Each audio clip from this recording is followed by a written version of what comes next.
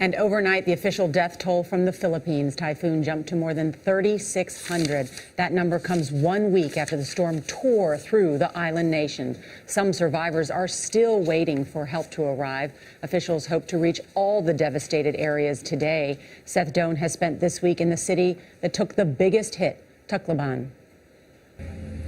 Good morning. The relief is starting to make its way to those affected by this typhoon. The aircraft carrier, the USS George Washington, has now arrived just off the coast here, carrying aid and also, more importantly, more than 20 helicopters to help ferry that aid to those who need it most.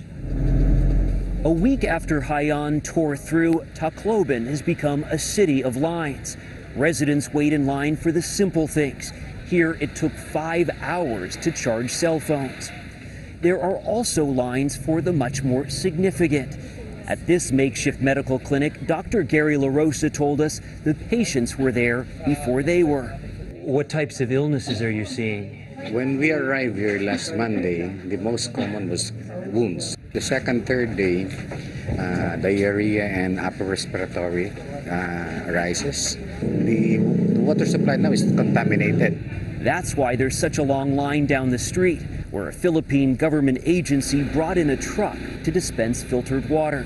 We've been here like 3 hours, and we're thankful for this. At least we have water to drink, and it's safe. Jessica Avincula told us she'd prioritize and give this drinking water to her kids. It's very dangerous because at some point, people will really get sick with diarrhea and all those, Then there are signs of improvements.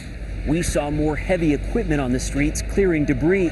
And for the first time in a week, this gas station in Tacloban opened under heavy security. And then there were the lines to leave this place by ship or by air. Many won't wait to see how long this recovery might take.